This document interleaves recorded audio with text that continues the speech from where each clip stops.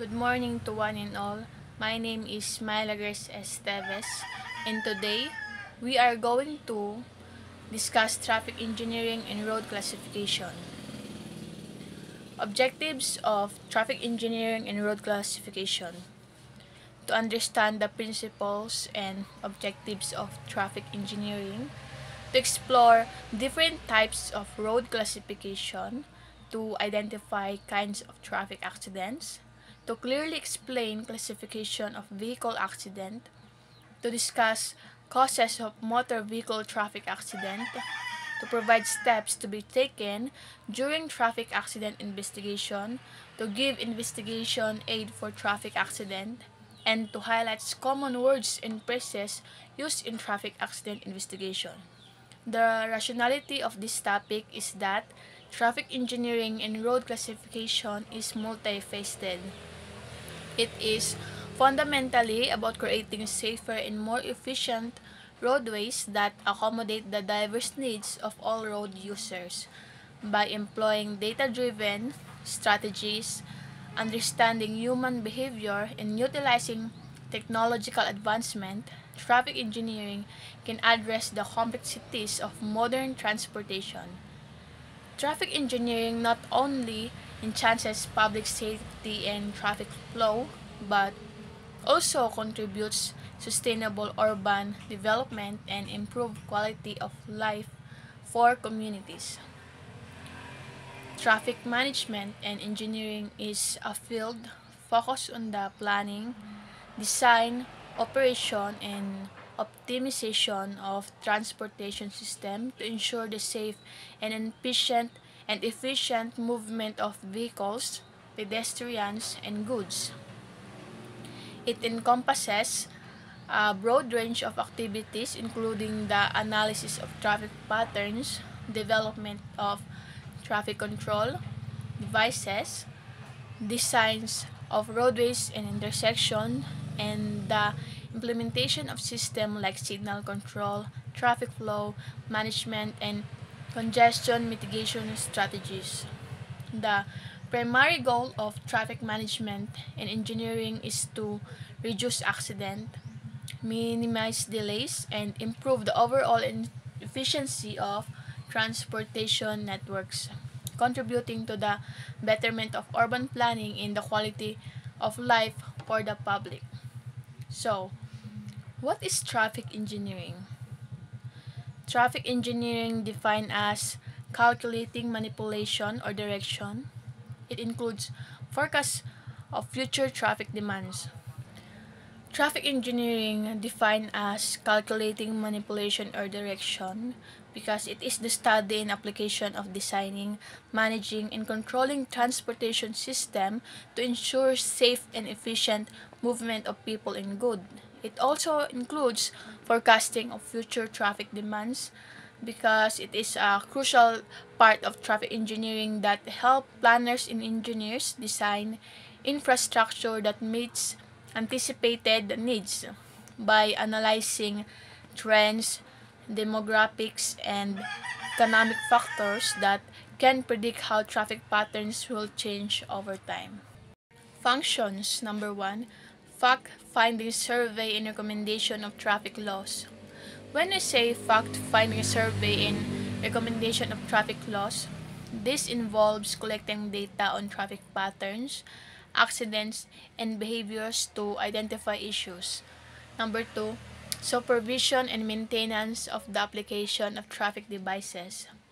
This function ensures that traffic signals, signs, and other devices are installed and maintained. Number 3, planning on traffic regulation.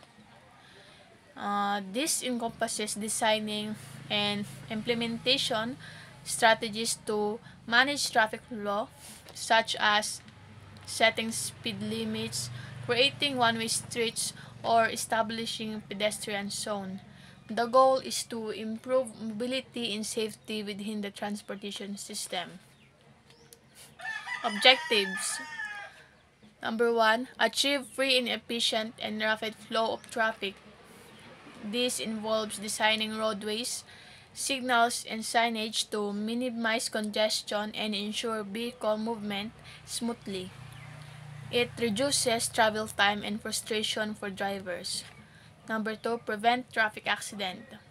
Implementing safety measures such as better road design, adequate signage, and public awareness campaigns aims to reduce the frequency and severity of accident, enhancing overall road safety. Number 3, promotion of traffic engineering. This entails advocating for and applying engineering principles to design roads and traffic system. Number 4, effective police action and performance. Good law enforcement enhances traffic engineering efforts when police actively enforce traffic laws, respond to accidents, or engage with the community, and it can reinforce safe driving behaviors and ensures that engineering solutions are effectively utilized. The application of traffic engineering objectives in various contexts enhances road safety and efficiency. Number 1, habitually congested commercial areas. Implementing traffic management strategies such as signal timing adjustment and dedicated loading zones can alleviate congestion, ensuring smooth access to business. Number 2, heavily traveled thoroughfares.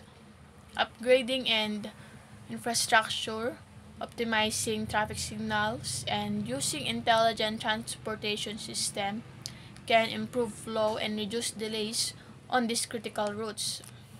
Number 3, congested local areas and intersection. Traffic calming measures such as roundabouts or speed bumps, along with better signage and signals, can enhance safety and reduce bottlenecks at key intersections. Number 4, special occasions or event. Developing temporary traffic plans, including detours and increased law enforcement presence, can manage large crowds and maintain safety during events. Number 5, disaster or emergency situations. Effective traffic engineering is crucial in rerouting traffic or ensuring emergency vehicles so we have a clear access, or we need to have a clear access, and managing evacuation during these crises. And number 6, school crossings. Implementing safety measures like crossing guards, signage, and designated crosswalks help protect children, promoting safe travel to and from to school. This application or this objective showcase how targeted traffic engineering efforts can directly address specific challenges in various environments. Good day, sir. My topic is all about methods in achieving objectives of traffic engineering, planning and geometric design. Traffic planning is the deciding that overall route for a city transportation, considering needs and goals, while geometric design is focuses on a detailed map of that route, designing roads, intersections, and curves for smooth and safety travel. There are three parts of planning and geometric design: composition of traffic stream, traffic volume and capacity, and the last one is origin and destination. Number 2, factors influencing design. There are some factors in influencing design. Number 1 is traffic composition, then traffic volume, vehicle speed, movement of traffic, and performance value. Number 3 is control and regulation. Control and regulation can be differentiated by their mode of actions on and control with a system. Control can be considered the ability of a system to respond to perturbations from outside the system boundary, whereas regulation is the mechanism by which that response is achieved. Regulations and control. Limited to public safety and convenience. B. Limitation imposed on road users. C. General rule of road use and conduct. Speed, overtaking, right-of-way, lateral placement, pedestrian right and duty, general rules on parking. D. Prohibited and restrictions. One-way regulation, speed control, curb parking control, turning regulation, and stop rule. Traffic control device. Traffic control devices are signs, signals, pavement, markings, and other devices placed along highways and streets to move vehicles and pedestrians safely and efficiently. Number 1. Elementary requisites.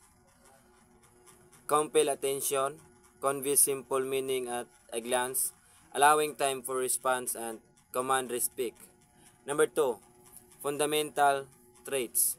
Design and outward aspect, position and placements, and maintenance and condition, appearing and visibility. There are 3 types of traffic control device. Traffic or road sign. Traffic or road sign is the sign convey information about traffic laws, hazards, direction, and services. The shape and color of the sign can provide clues to the type of information conveys, like red. Ang red, sir, is stop, yield, or do what is shown on the design, while the white is a regulator design. Yellow, a general caution message. Green, permitted traffic movements or directional guidance. Fluorescent yellow or green, pedestrian crossing and school zones. Orange, warning and guidance in roadway work zones. Coral, incident management sign. Blue, road user services, tourist informations, and evacuation routes. Brown, guidance to site or of public recreation or cultural interest.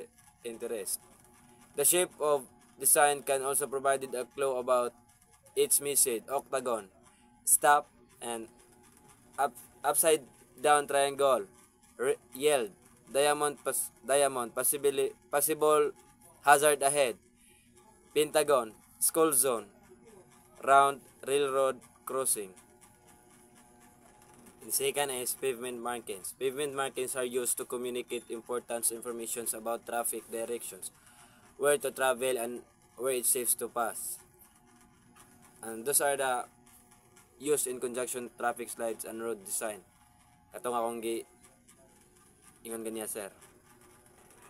Traffic light. Traffic light are lights used to control the movement of traffic. They are placed at the road intersections and crossing. And the last one, sir, is the traffic island. A traffic island is a raised area in the middle of a road that separates traffic traveling in different directions. Traffic island can also be used to provide a safe place for people to cross the road. Adon na yung murag circle sa tunga, sir, bandits. Tagan kayong mga intersection para ag mga kaantawo kuan ra okay ra sila nga siyempre sila mulabang sa sir kasada, sir. That's all, sir, and thank you.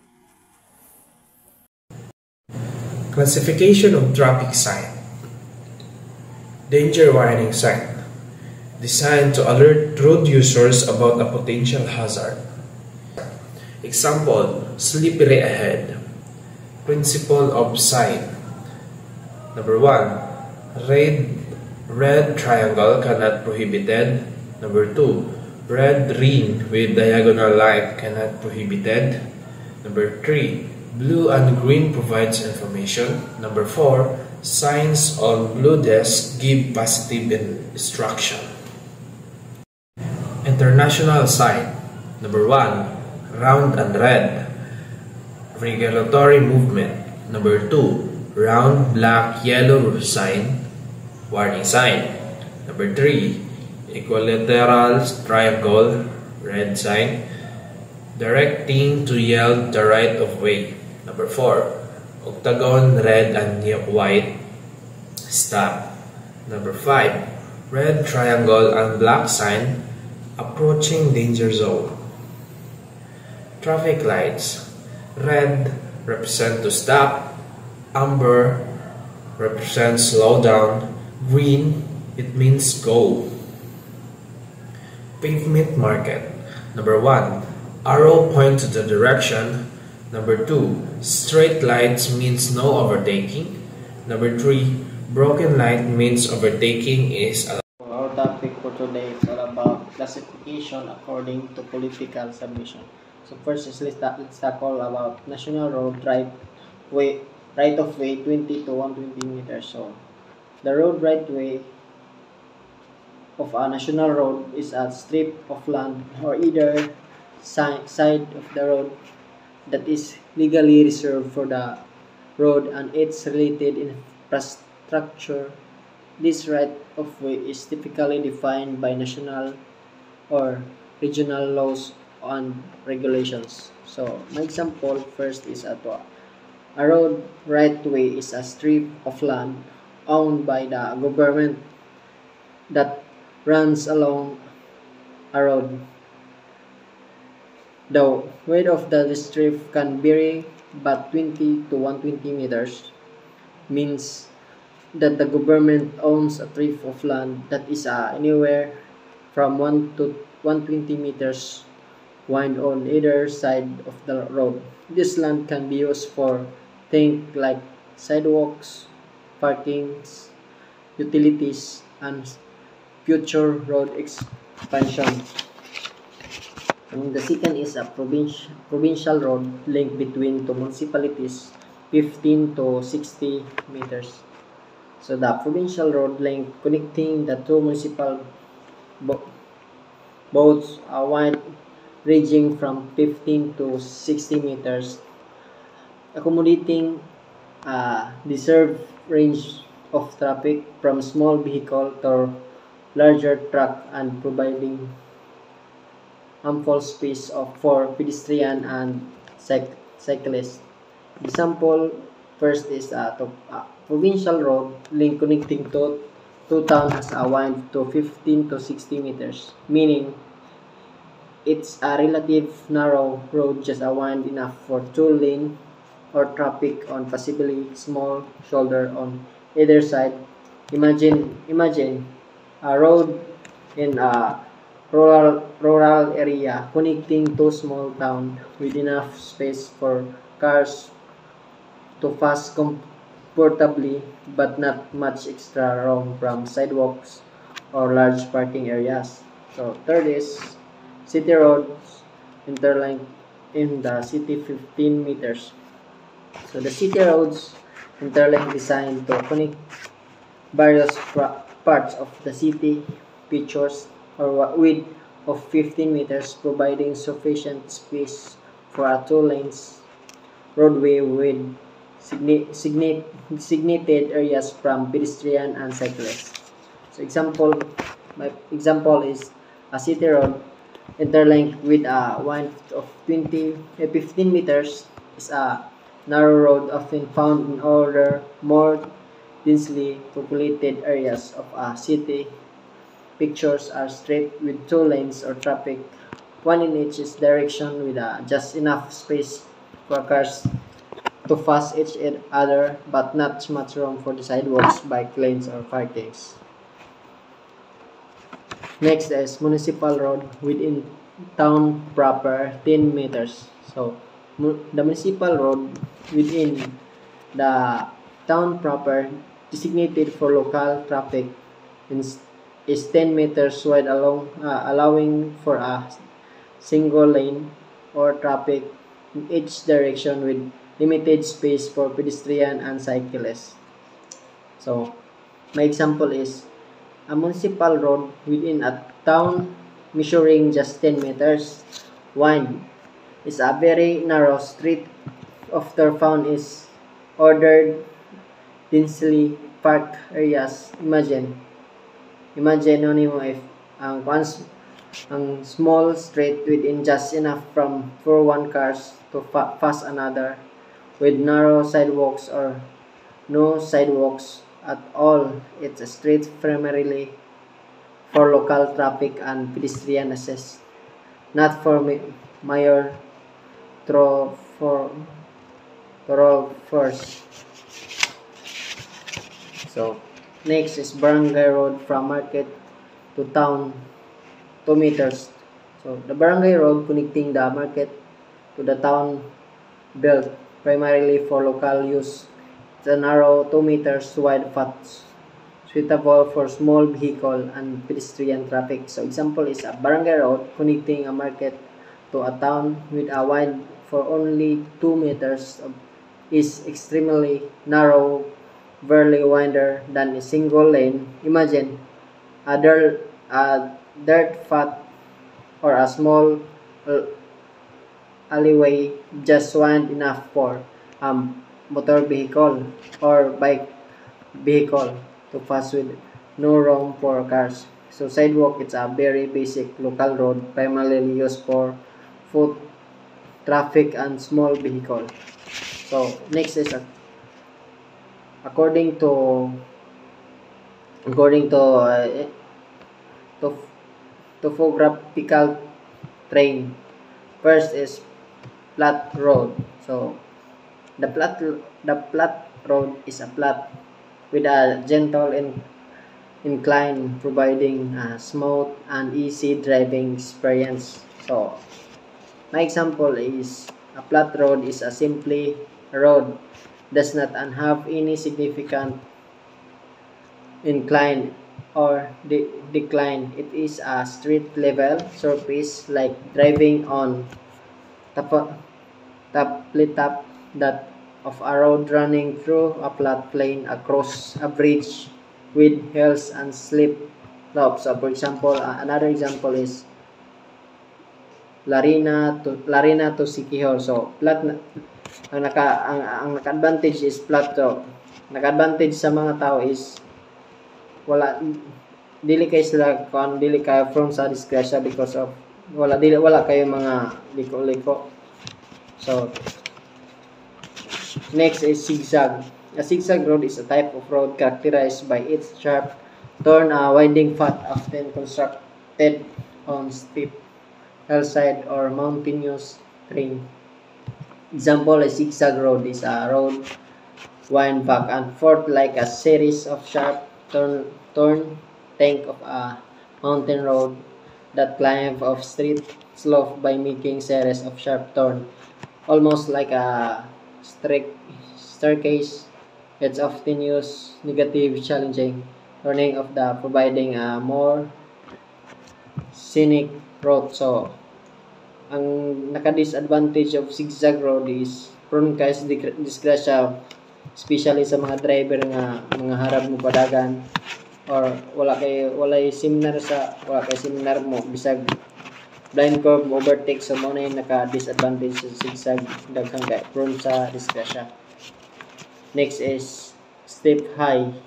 Steep high is a phrase often used to describe a location of object that is situated of high elevation with a sharp incline, making it difficult to as seen or be seen. Example, steep high refers to a very steep incline, like a very steep hills of mountain. Imagine mo the road is going to straight up a mountainside with a very sharp angle. It will be difficult to drive up, and you might need a powerful vehicle with good brakes. So kinahanglan before ka mo travel sa mga like steep high, kinahanglan kompleto ka, for example sa mga brakes. Kay ang naka-disadvantage na is kung maudan og malinis mong brake. So daghang prone ka sa disgrasya, for example diretso mo na ikalabanan na disgrasya o sa mga steep high because of kuan ka na sa mga brake, makunag mga brake, close brake. Next is downhill. Downhill refers to a slope that descends from a higher elevation to a lower one is implied as to gradual or steep decline in elevation, often associated with a path, road, or terrain. So example, downhill means going down a slope like a hill or mountain. Imagine the road going down a mountain with a gradual decline. It's the opposite of going uphill. So for example, itong example nga lugar is Basacto, Larena. So muna siya downhill. Ang prone kayo sa especially o di ka for example kanina sa kauban na siya sa steep hike, so kinahanglan ikag travel kag mga downhill kinagumpleto ka, for example sa mga bridge kinahanglan disiplinado po ka sa disiplinado po ka sa motor driver because of kay prone ka na sa mga disgrasya like daghang kayo mga disgrasya sa mga likoon or sa sagad ra mga harap nga baragay sa gulugon. So man example about downhill. So next is winding road. So winding road is a path that curves twist, often following the contours of a landscape like hills, mountain, or valley. So example, a winding road is a road that curves and bend, often following a natural contours of the land. Think of a road sneaking through the rivers at a long coastline with a gentle curves and turn. It's a landscape that a street road, but it can be more scenic and enjoyable to drive. So example winding road. Next is mountain road. Mountainous road. A mountainous road is a path constructed through mountainous terrain characterized by steep incline, sharp turn, and often winding roads. So my example is mountain road is a road that goes through or over mountain. It's a winding and steep with sharp curves and steep incline. Think of the road that climb mountain pass or wind through mountain range, offering stunning views but challenging driving condition. So another example of mountainous roads is another example is this is a kinahanglan kay disiplinado ka ni before kang drive kay daghang kining mga challenging because of mga daghang siyang mga likoon. So next is roller coaster road. A roller coaster road is a metaphoric terms used of describe road within series of sharp decline and curves, similar to the inheriting ups and down of a roller coaster ride. So example, a roller coaster ride is a road that has a lot of ups and down like a roller coaster. So another example is ang roller coaster road is prone kayo sa mga accident because of daghang kayo mga likuon, angat dulhog. So sa labanan daghang kayo mga disgrasya because of sa mga gadepende ra sa mga drivers. Okay, napo drivers nga harap kayo, so dilis lang mo nakaangin po sa uban. Next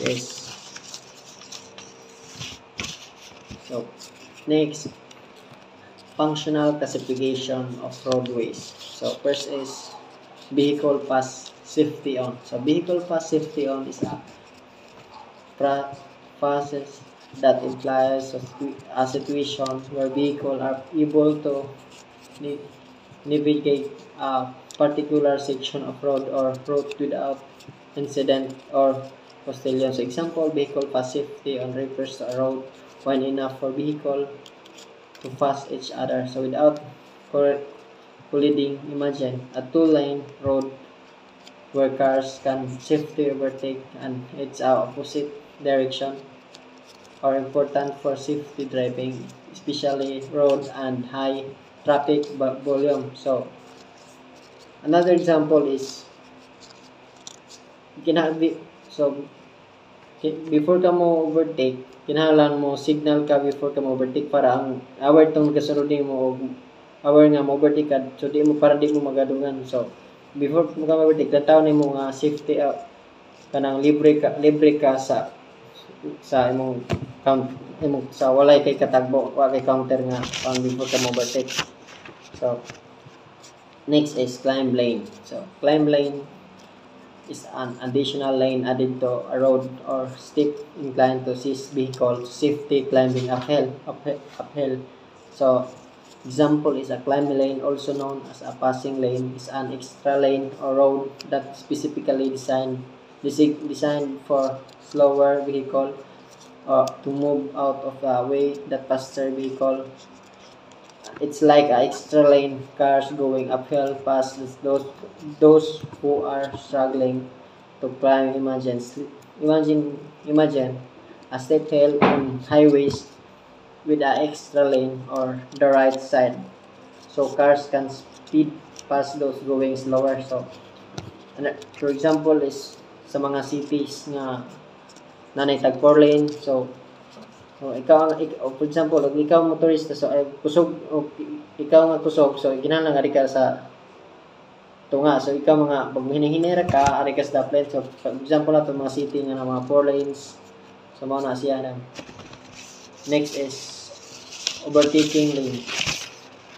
Overtaking lane, also known as passing lane, is an additional lane or roads designed specifically for faster vehicle to safely overtake slower vehicle traveling in the same direction.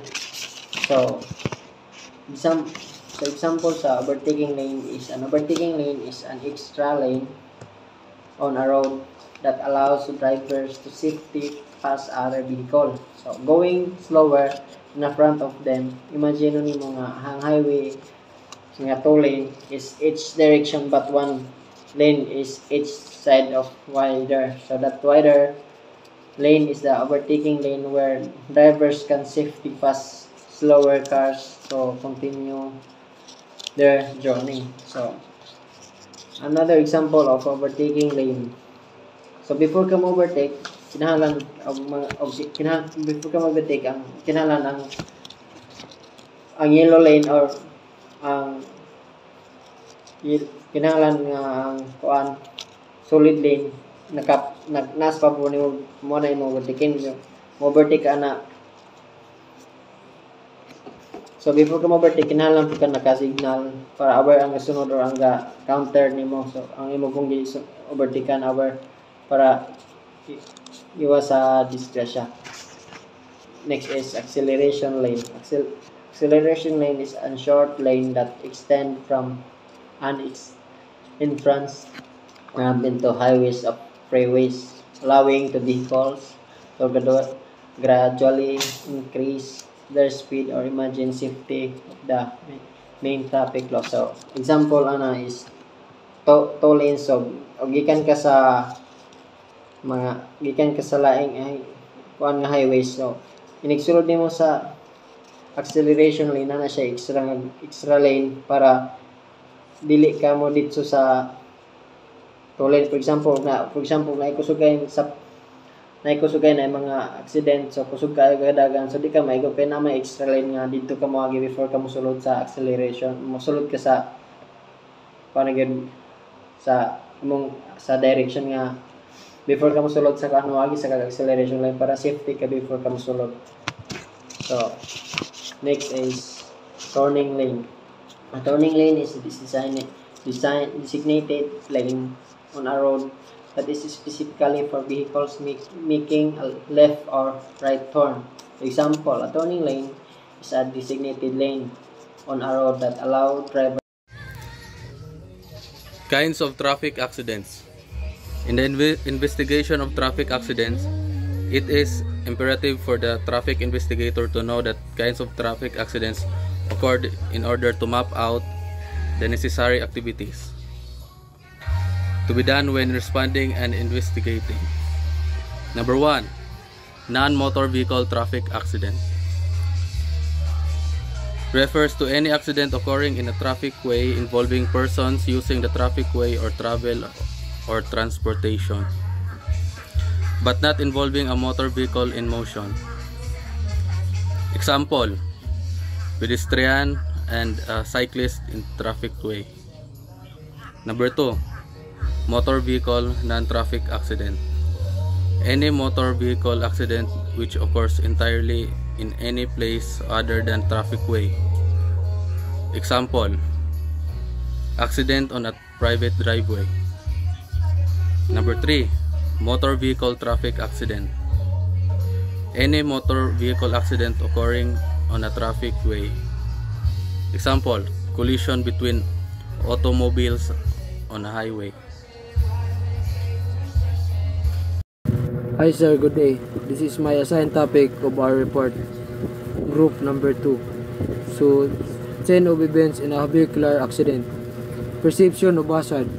It is seeing, feeling, or hearing, understanding the usual or unexpected movement condition that could be taken as a sign of accident about to happen. So, ito ay ang pagtingin o pakiramdam o pagkarinig at pag-unawa sa karaniwan o hindi pagkaraniwang galaw o kalagayan na maaaring maging sinyalis na paparating na aksidente.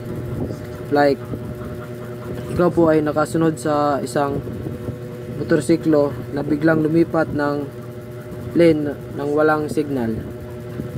So, number 2, start of evasive action. It is the first action taken by a traffic unit to escape from a collision course or otherwise avoid a hazard.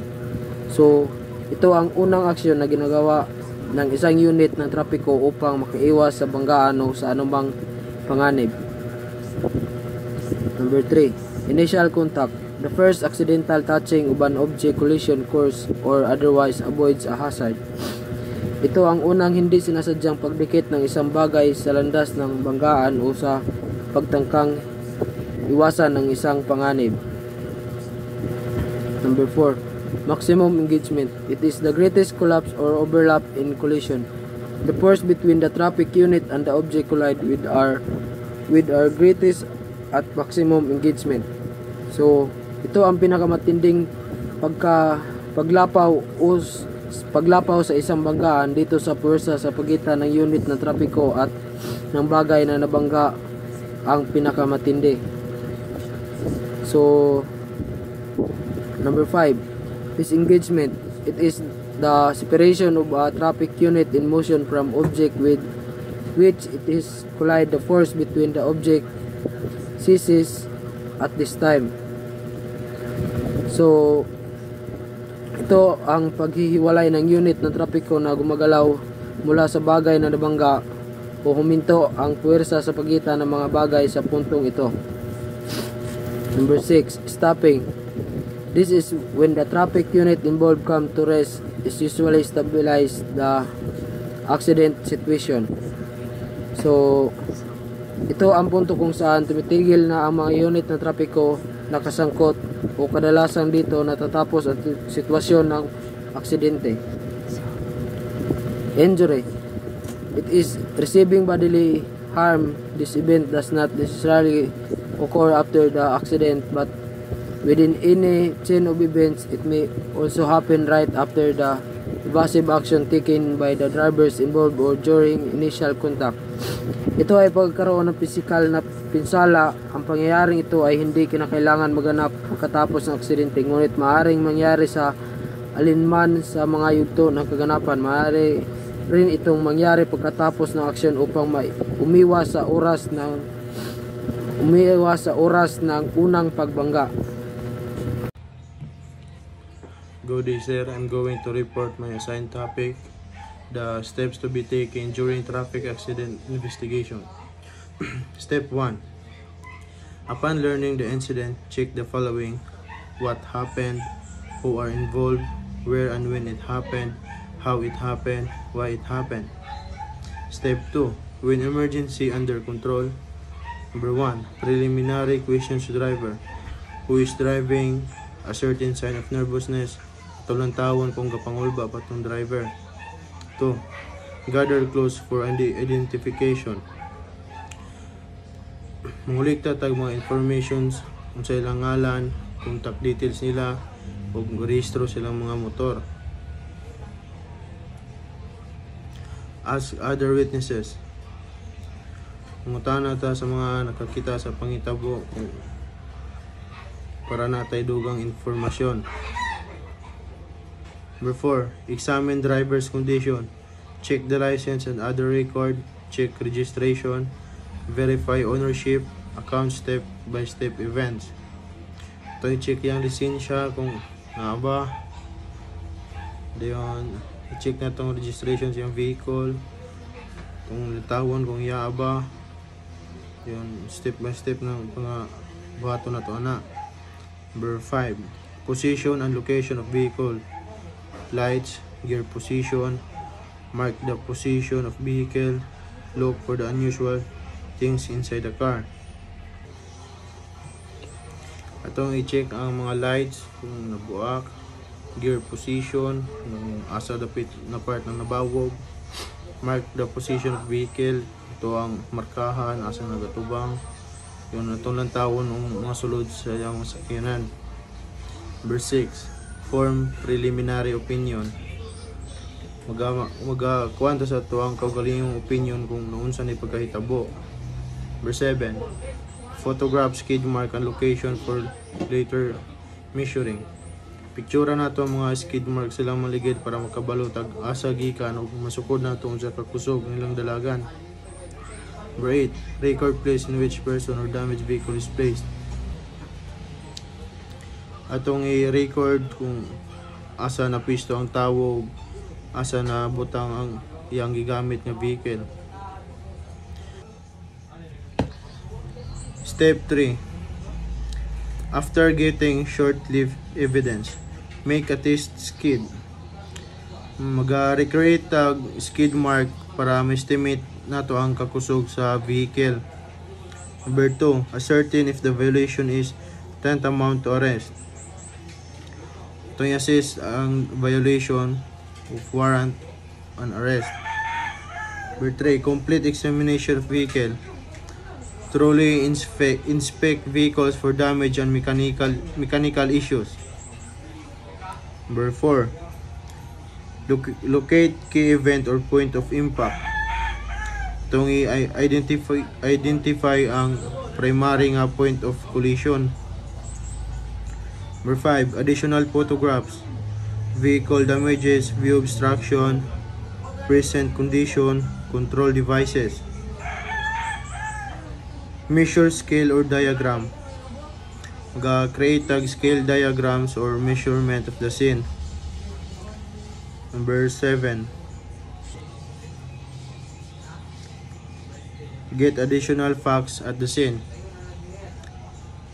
Atong i-collect ang mga statements sa mga witnesses para makabasa sa mga vehicle information and other relevant details. Number 8. Report to station by radio.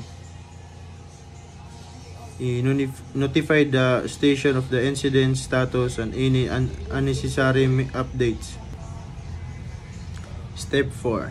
After leaving the scene. 1. Get the medical report. Mag-obtain tag medical report para ma-record nato ng mga asa sa parts ng lawas ang na-injury. Notify the relatives. Itong tawagan niya ang mga members of the family para makabalo sa mga panghitabo. Number 3. Develop the photographs. Process and analyze photographic evidence atong pangpicturan. Number 4. Analyze the specimen. Atong examine yung physical evidence, the blood samples or debris. Number 5. Complete accident report, made copies and file. Mag-finalize i-finalize atong report, magama tag copy nga atong naka-file na tanan. Number 7. And number 6, complete data on the investigator's report. I-comply na to ang data and conclusions about the incident noon sa. Number 7, reconstruct the accident. Create detailed recreation of events. Number 8, complete the investigation, file it. I-complete na to ang atong details so i-file sa investigation report.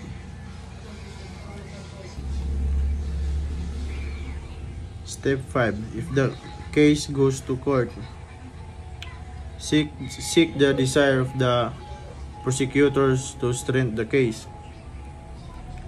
Coordinate with the prosecutor. Collaborate to strengthen the case. Number 2, return to the scene of the incident to gather additional data. Balikan na to kung asa sila nga disgrasya para makakuha tag dugang impormasyon. Number 3, make a pre-trial conference. Pre-trial conference, discuss strategy and review evidence. Testify in court. Mag-provide tag expert sa testimony in court para ma-sure na to kung unsa. Number 5, arrange the file for future purposes. File organization siya. Itong i-archive case. This information outlines essential for first aid steps for handling injuries and provides classification for vehicle accidents based on severity and key events. So here are the simple meanings and example of in case of injuries. So first is stop arterial bleeding. So this means that prevent heavy bleeding by pressing hard in the wound or using a band or cloth. An example is if someone is bleeding heavily from a leg wound, press on it with a cloth to stop bleeding. So second is ask for help. Call emergency services or ask people around for assistance. So example, call an ambulance if someone is injured in an accident. So dapat matawag kita og ambulansya. Next is protect the wound from exposure. So means that cover the injury with something clean to keep it safe from dirt. So dapat yun nimo kung imong dapat ang panapton nga limpyo para walay mga hook imbis na noon ang atambalan sa mutanon kay makuanan og hugaw so dapat limpyo. So example, use a clean handkerchief, cover a cut. Then number 4, cordon the place. So block the area to keep others away and avoid more accidents. So example is use cones or signs to stop cars from coming near accident spots. So example ani is katong kuan dili paduulan ang area nga hana na disgrasyaan or hana na tabo. Dili jud na siya dapat paduulan. Next is classification of vehicle accidents. Number 1, according to severity. So fatal. Fatal is an accident where someone dies. Example, a car crash that result in a death. So nadisgrasya or nabangga ba diha nga nagresulta siya pagkamatay. So ang fatal mo din na siya ang aksidente nga diretso og kamatay. Then ang non-fatal, so opposite na siya, accidents where people are injured but no one dies. Examples, a motorcycle accident where rider breaks a leg. So mo na to siya ang non-fatal. Non-fatal sa ganito mo na siya kuan opposite na siya sa fatal nga nadisgrasya ka pero wala ka namatay. Ang fatal means na diretso jud ka og kamatay. So nagets ra man pud na to. Para sa ang non-fatal, para sa ang mabalian ka og bukog, mabalian kag tiil, masamad, kuan, basta kay di ka mamatay mo na siya ang non-fatal, opposite ra kayo siya sa fatal. So, going down na to sa property damage. Accidents causing damage to vehicles or objects without hurting people. So, example, a car hitting a wall and damaging it.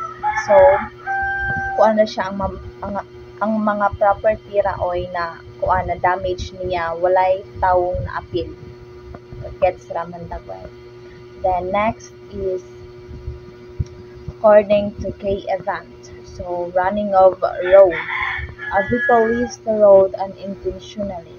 So, an example of this is a car skidding off a slippery road into a ditch. Then, non-collision on road means accidents where no collision happens. So, walay collision nga nahitabo. Then, overturning vehicle flips. So, example, a bus overturning a sharp curve.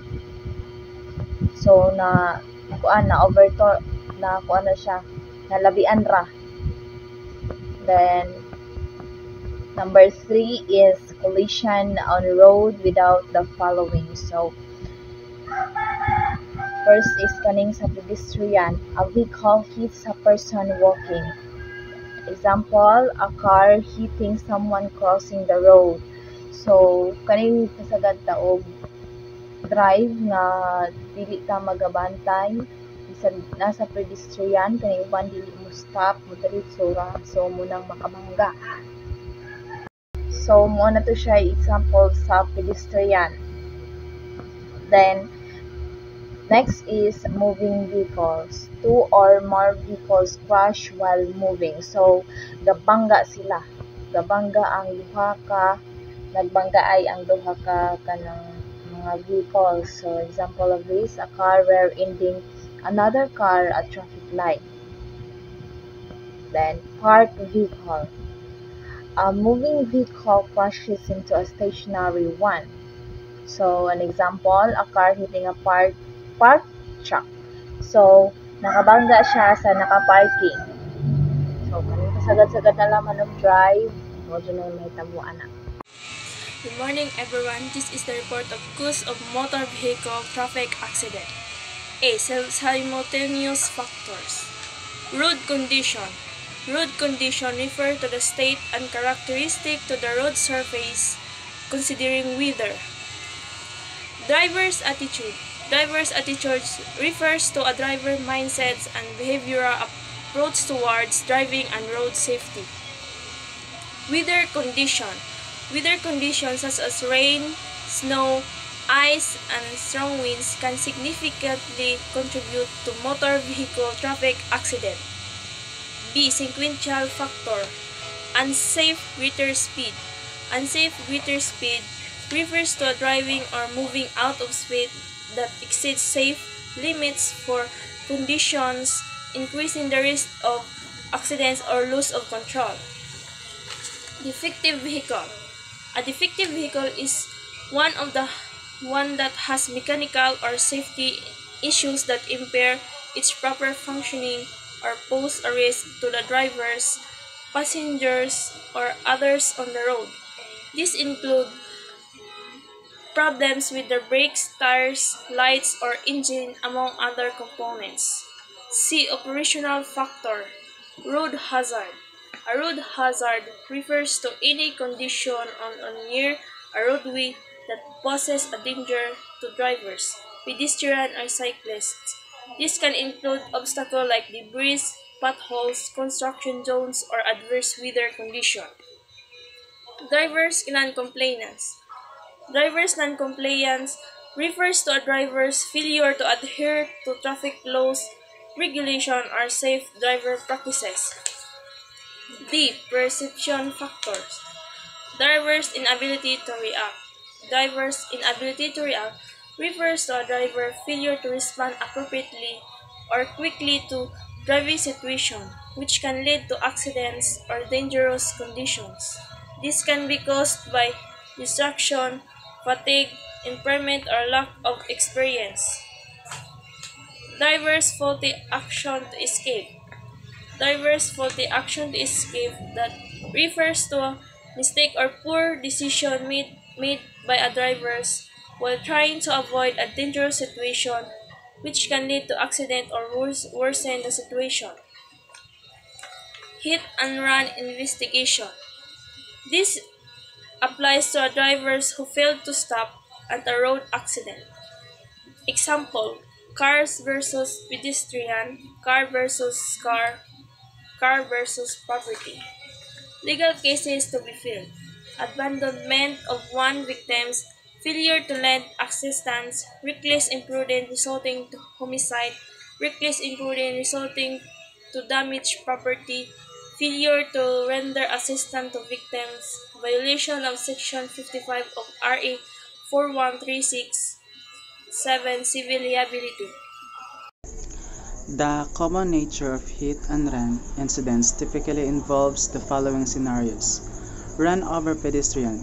The driver strikes a pedestrian and leaves the scene.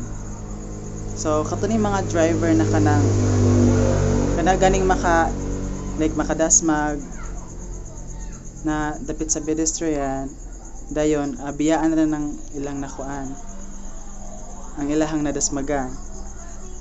Sideswipe pedestrian, the vehicle brushes against a pedestrian causing injury and driver kanang flees. Dayon muna katong mga sakyanan na kuan nakakos sila injury like kanang nagsamad-samad na ang driver gihapon hintakas. Collided with moving vehicle while overtaking, the driver hits another vehicle while trying to pass and does not stop. So katuning gihapon nakadasmag dayon. Himpadayon na siya gihapon na wala hunong-hunong. And then collided with moving vehicle while overtaking in the opposite direction.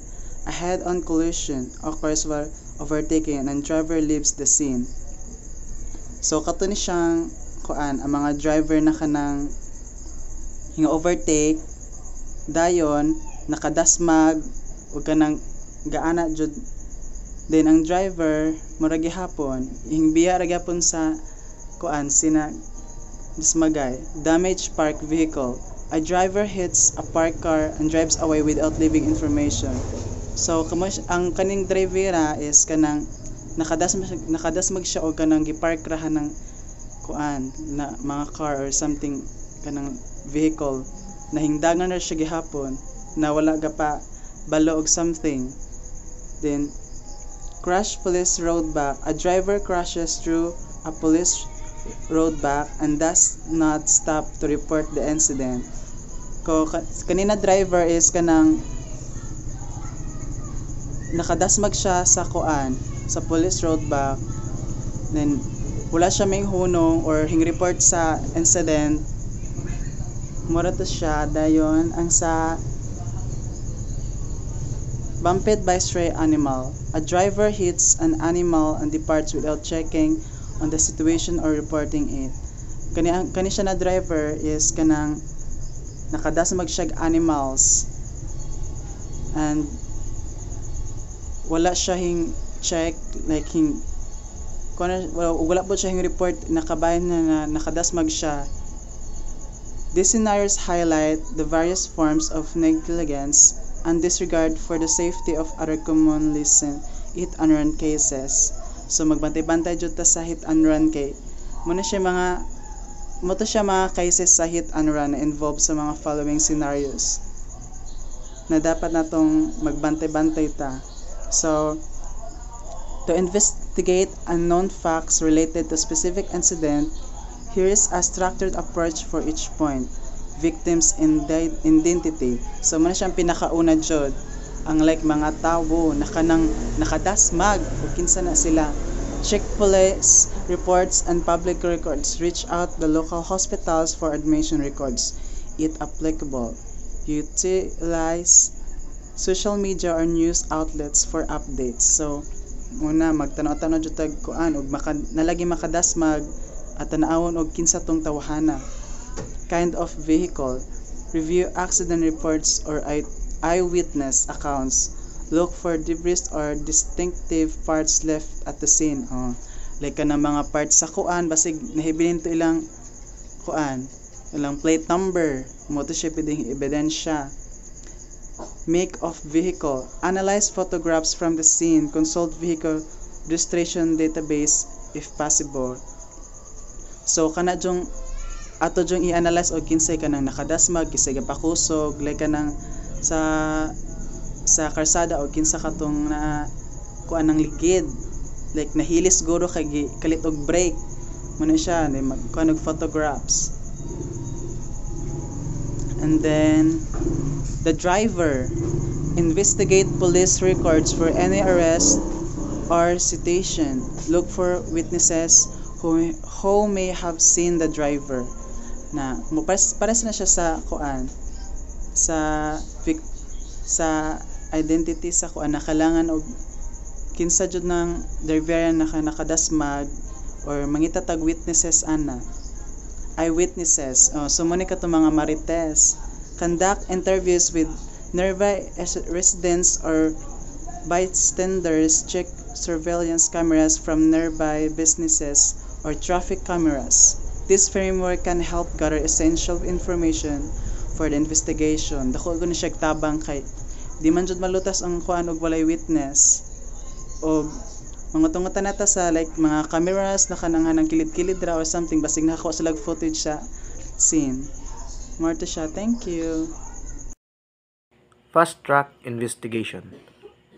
Corpse examination. Investigate the scene before sending the body to the laboratory for further analysis. Specimen collection. Obtain fingerprints and other relevant specimens for laboratory analysis. Glass evidence. Collect splintered glass as a potential lead in the investigation. Headlamp analysis.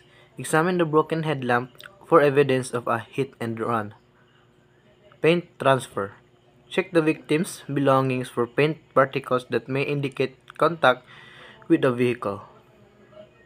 Initial documentation.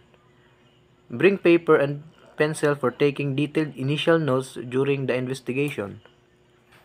Examination of recovered vehicle. Examination of recovered vehicle. Recover physical evidence. Immediately collect any physical evidence to preserve its integrity. Measure the vehicle. Take precise measurements of the vehicle to aid in documentation and analysis. Photograph the vehicle. Capture detailed photographs of the vehicle, including any debris and chip of parts for forensic purposes. Check the interior. Inspect the interior for items that may help identify the driver, such as personal belongings or documents. Investigation aid for traffic accident investigation. Motor vehicle certified registration. Ensure the registration is valid and up to date. Verify ownership and registration details of the involved vehicles. Repair shop. Obtain records of any recent repairs or modification to the vehicles. Interview shop personnel for any relevant insights. Department records.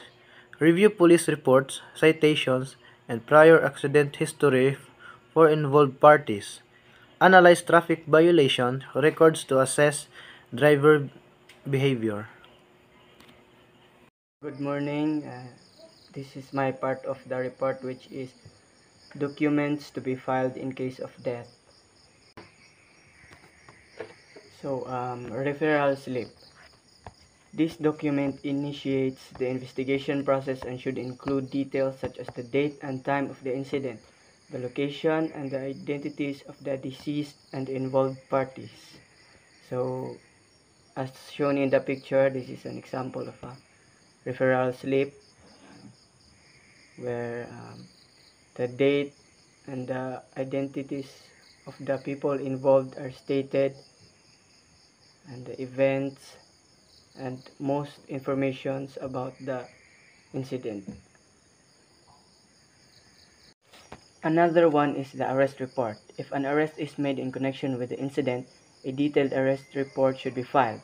This report should include the identity of the arrested individual, the charges filed, and the circumstances leading to the arrest. So this is an example. The picture is an example of an arrest report. Stated there the warrant of arrest and police blotter entry number, and the information about the suspect who is arrested. Then another one is the traffic accident investigation report, or TAIC. This comprehensive report should include a detailed account of the accident, including the sequence of events, contributing factors, and any evidence collected at the scene. It should also include diagrams and sketches of the accident. So the picture is an example of the TAIC, where it's stated there what happened, where it happened, who are involved, when it happened, why did it happen, and how. Another one is affidavit of parties. Each party involved in the accident should provide a sworn statement detailing their version of events. These statements should be clear, concise, and accurate, and should be signed and dated by the affiant. So the picture is an example of an affidavit, where it's stated there the statements of the parties which they would give to provide information about themselves and to support their opinions and statements. Then the witness statements. Witnesses to the accident should also provide sworn statements detailing what they observed. These statements should be independent and objective, and should be signed and dated by the witness. So witnesses' statements are very important in these circumstances and events, because they provide information which is crucial on solving the case and would help the investigation. Next is the photographs. Photographs of the accident scene and the vehicles involved and any injuries sustained are crucial for documenting the incident. These photographs should be taken from multiple angles and should be clearly labeled with the date and time they were taken. So these are also one of the most important documents during crime scene investigation, because it provides visual evidences of the accident. And then next, documents to be filed in case of injury. So the first one, Memorandum of Preliminary Investigation. This document summarizes the initial findings of the investigation, including the nature of the injury sustained, parties involved, and any preliminary conclusions drawn. So as shown in the picture, this is an example of memo of preliminary investigation. There is stated that from the Republic of the Philippines, Office of the City Prosecutor, and then the complaints and respondents, informations about individuals and parties, and the date, witnesses, names, and notes. Traffic Accident Investigation Report, or TAIC, as I also stated in the previous slide. As with death cases, a detailed TAIC is essential for documenting the accident and providing a comprehensive overview of the incident. So this is an example of a TAIC. It shows there which police station it came from or provided it, which it is from, with what is the subject, the date, reference, what, where, who, when, and why, and how.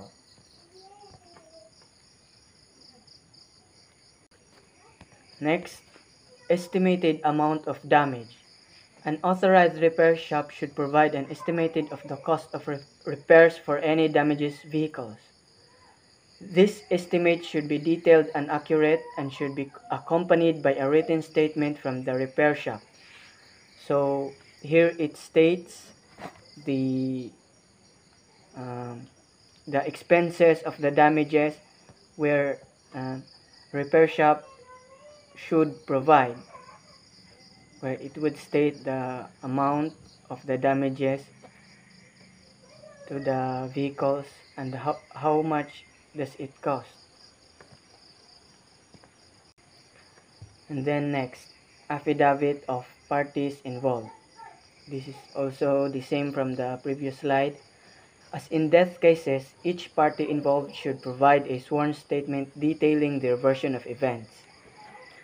So it provides information about the parties, like this shown in the picture, the name, I am a Filipino, legal age, married, and other informations about yourself, and what is your opinion on what would you state during the event and what happened based on your own experience, or what you have witnessed during the accident. And again, witness statements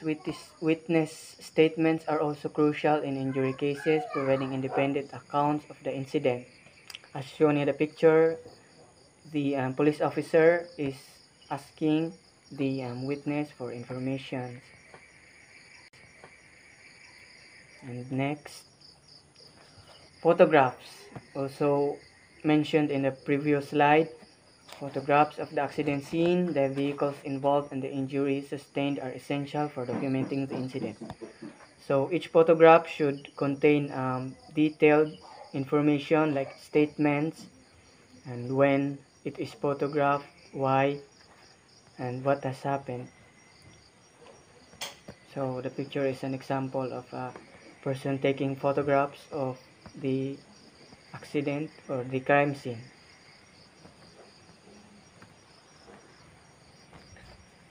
Then, in conclusion, the timely and accurate filing of these documents is essential for a thorough investigation into traffic accidents resulting in death or injury.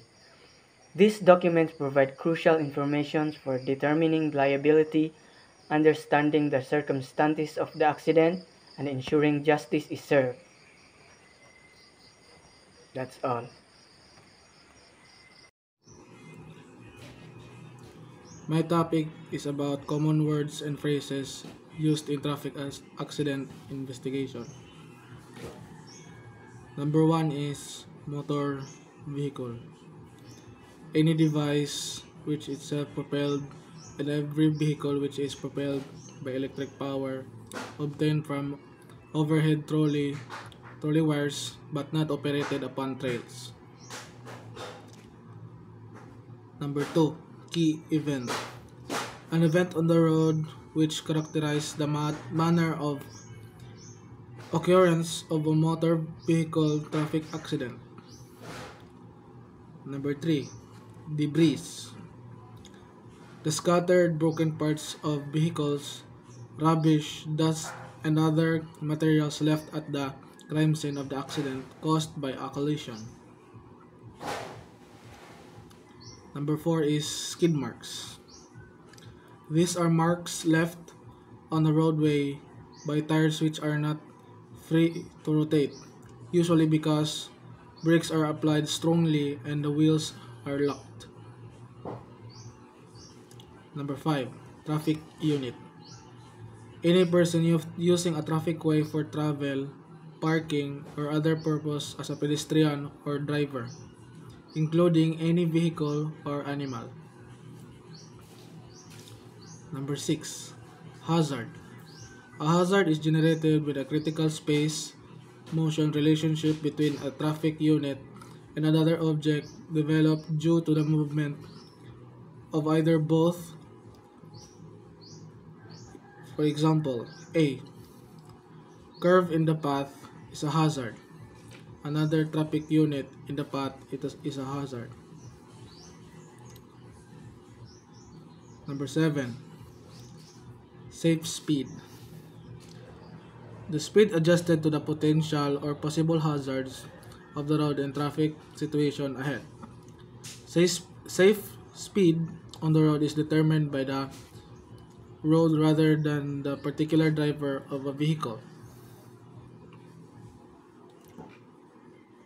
Number 8. Strategy.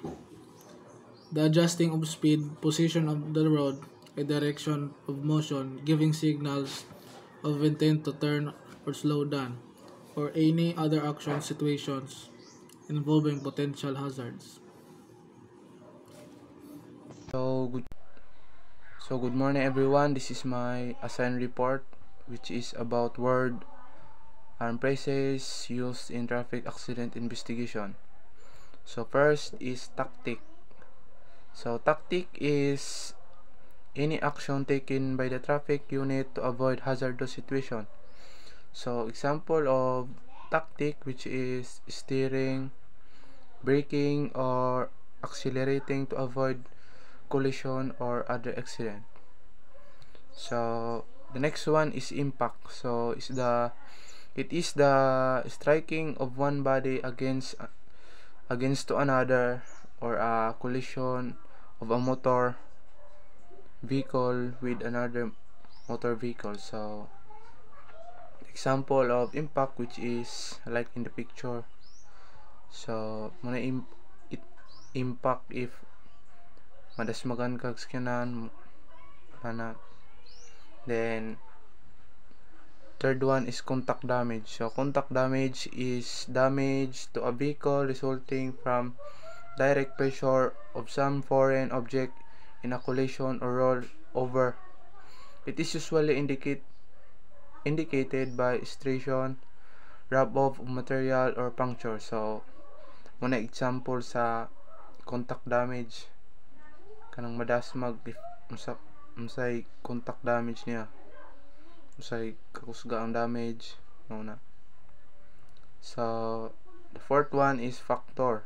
So any circumstances contributing to a result without which the result could not have occurred, or it is an element necessary to produce the result but not by itself. So example of factor is kanang mga things na nakasagabal sa imong pag-drive, like pares na sa picture na nadala og bote. So it can affect money factor. Then primary cause. So misnomer loosely applied to the most obviously or easily explained factor in the cause of an accident, or the most easily modified condition factor. So the best example of primary cause, which is kana nakatulog ka while nag-drive. Then cause, the combination of simultaneous and sequential factor without any of one which result could not have occurred. So best example of cause, which is kanang katulugon ka, then makakos sa mo na dili ka focus og drive, then makakontribute nimo accident. So the next one is attribute. So attribute is an inherent characteristic of a road, a vehicle, or a person that affect the probability of a traffic accident. So best example of attribute, which is the blind curve. So ang daghang ma-accident sa blind curve, which is di nimo makita ang kasulubong nimo na sakyanan. And another example is kanang lain imo ang lawas or condition mong lipong ka mo maka-contribute sa imo og accident. And the last one is modifier. So modifier is a circumstances that alters an attribute permanently or temporarily. So example of modifier is kanang katulugon ka, then na mga work road, yayo na kasada, then mag-drive ka, then nabutan kag ligid. So muna yung mga best example sa modifier. So that's all. So good afternoon everyone. So here's my assigned report. Causes of traffic accident. So there are 4 causes of traffic accident. First is human factors. Second is motor vehicle speed. Third one is driver impairment. So the fourth one is road design. So the causes of traffic accident is human factors. So what is human factors? Human factors are most cars crashes are not caused by auto defects or road hazards, but by human factors causing are car accidents, which is driver negligence. So ang mga hinungdan sa tawo adunay hinungdan sa papel, hinungdan sa mga aksidente sa trapiko tungod kay idirekta nga nakaapekto sa ilang mga driver o sa ilang palibot, mga sakyanan o uban pang mga tigamit sa dalan. So here's the example of human factors. So the first one is driver behavior. The second one is auditory acuity. The third is intoxication. And the fourth is decision-making ability. And the last is reaction speed. Driver behavior. Driver behavior is aggressive driving, speeding, failing to follow traffic rules, or being distracted. Example, by mobile phones are common causes. So naglakip kini sa pagundang sa pagmaneho nga nagamit sa mga lagda sa tropiko, nga nag-agi sa mga lagda sa trapiko. Second one is intoxication. So intoxication is driving under the influence of alcohol or drugs severely impairs judgment, coordination and reaction times, increasing the likelihood of accident. So kung mag-drive ta, bawal kita mainom og mga alcohol or uban pa kana mga drugs kay para dili maapektuhan ang atong pag-drive, para dili makakosya og accident. So the third one is decision making ability. Decision making ability for decision like overtaking on curbs or failing to yield can lead to collision. So dili mayo nga decision sa pagpili nga maabutan. So kini nga mga kapilian at kanunay nga apektado sa stress, kakapoy o mga pagkagubot.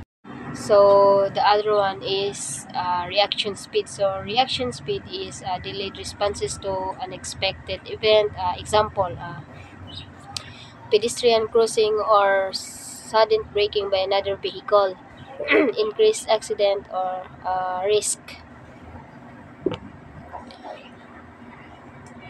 So example, ang usa ka driver nagbiyahe sa usa ka highway samtang gigamit ang ilang telepono aron mag-text sa kahigala, in short, gubot nga pagmaneho. So tungod kay ang ilang pagtagat na sa telepono, wala nila mamatikdi nga ang trapiko sa unahan mihinay-hinay tungod sa pagtukod sa dalan. So mao kini ang resulta nga makabangga ta. So dili ta pwede mag-text or magamit og mga telepono samtang nag-drive ta, hinay-hinay sa pagdalagan sa car, pagdala sa mga car sa dalan, para di ta makahinungdan og accident. Number 2, motor vehicle speed. Motor vehicle speed is speeding is a major factor in traffic deaths and injuries. The role of speeding and in crashes is described in terms of its effect on the drivers and the vehicle of the road. So related to the vehicle speed at the instant of braking, measuring the marked yields and estimate of original speed. So here's the example of motor vehicle speed. So ako sa katawo nga nagbiyahe sa 70 mph no kalit aron malikayan ang pag-igo sa laing salakyan nga nagpabilin og taas nga marka sa skid sa dalan. Gisukod sa mga investigator ang mga marka o gibana-bana ang mga auto original nga nagbiyahe labaw sa limitation sa tulin nga nakatampo sa pagbangga. So skid mark. Skid mark is visible mark left by any solid which moves against another, and it is important aspect of trace evidence analysis in forensic science and forensic engineering. So skid mark are divided into three. First one is acceleration marks. Second one is braking marks. Third one is yaw marks. So acceleration marks is created on acceleration if the engine provides more power that the tire can transmit. Acceleration, mga marka sa pagdali na naporma ang mga gahom sa makina milabaw sa traction sa ligid. Ipaila ang paspas nga pagpatulin, kasagaran mas gaan ug mas mubo kung itandi sa ubang mga marka sa ligid. The second one is braking marks. If the brakes lock up and cause the tire to slide. So ipaila ang kalit o lisod nga pagpreno, pananglitan. Ang usa ka sakyanan mihunong sa usa ka basa nga dalan, nagbilin og taas og ngit-ngit nga mga streak. Ug ang gitas-on sa mga marka makatabang sa pagbana-bana o sa gikusgon sa sakyanan sa dili pa magpreno. And the last one is yaw marks. Yaw marks if the tire slides sideways. So yaw marks is gihimo kung ang usa ka auto nag-abante apan ang mga ligid nag-slide sa kilid, kasagaran sa usa ka kusog nga pagliko o pagkawala sa kontrol. So kini nga mga marka nagkurbada o kasagaran diagonal nga nagpakita nga mga sakyanan sa pagtuyok, face tailing. So for example, ang usa ka sakyanan kusog kaayong muliko sa usa ka eksena, mawad-an sa pagkupot o mag-slide sa kilid nga magbiling kurbadong mga marka sa skid, marka sa skid mark sa dalan. Number 3, driver impairment. So driver impairment refers to any condition or circumstance that hinders an individual's ability to drive or ride vehicle safety. Pagkadaot sa driver, mahitabo kung lain-laing mga hinungdan makapakunhod sa katakos sa usa ka driver nga magpaandar sa usa ka auto sa ilang normal level sa kahanas. So factors that prevent the drivers at their normal level of the skill. Common impairments include 1. Alcohol use. Paggamit sa mga alcohol nga ilimnon. Nagpahinay sa oras sa reaksyon o makadaot sa paghukom. Number 2. Physical impairment, X4 XI. Physical nga pagkadaot, mga kahimtang sama sa dili maayo sa pananaw mahimong limitahan ang abilidad sa pagdrive. Number 3. Youth, 10s and early 20 age drivers have the highest accidents of both accidents and fatalities among all driver age group. Number 4, old age. So, kuha na siya pagkatigulang. Ang pagkatigulang magpukonhod sa mga reflexes o mga abilidad sa panghuna-huna. Number 5, sleep deprivation fatigue. Muhinay sa oras sa reaksyon o makadaot sa concentration. Number 6, drug use. Drug use including prescription drug. So, makausap sa panglantaw, paghukom o koordinasyon. So, example, usa ka teenager nga nag-text samtang nag-drive human sa usa ka taas nga adlaw sa eskwelahan, miliko og nasipyat sa stop sign nga misangpot sa usa ka aksidente. Number 4, the last. The last is road design. So the road design is the process of planning and creating the physical layout and structures of roads to meet transportation needs, ensuring safety, insufficiency, and environmental sustainability. Mga disenyo nga sa dalan, nagtumong sa layout ug pagtukod sa mga dalan aron masiguro ang kaluwasan ug hapsay nga dagan sa trapiko. Naglakip sa mga elemento sama sa gilabdon sa dalan, mga mark lane, signage, kurba ug elevation. Og ang maayos nga disenyo sa dalan makatabang sa pagpugong sa mga aksidente o pag-accommodate sa lain-laing matang sa trapiko o katuli. Pananglitan, for example, ang usa ka highway nga adunay tin-aw nga marka sa lane, hapsay nga mga kurba ug tukma nga suga nagtugot sa luwas nga sa pagbiyahe. Samtang ang usa ka pig-ot dili maayo nga marka nga dalan ug adunay mahait buta nga mga liko nga nagdugang sa risgo sa mga bangga. Good day everyone. My topic is all about vehicle design and maintenance. Vehicle design and maintenance are two crucial aspects of the automotive industry that directly impact performance, safety, environmental sustainability, and user experience. Here are the summarized research based on overview. Vehicle design. Vehicle design have 7 aspects. First is aerodynamics. Modern designs emphasize streamlined shapes to reduce drag, improving fuel efficiency and speed. Second is material innovation.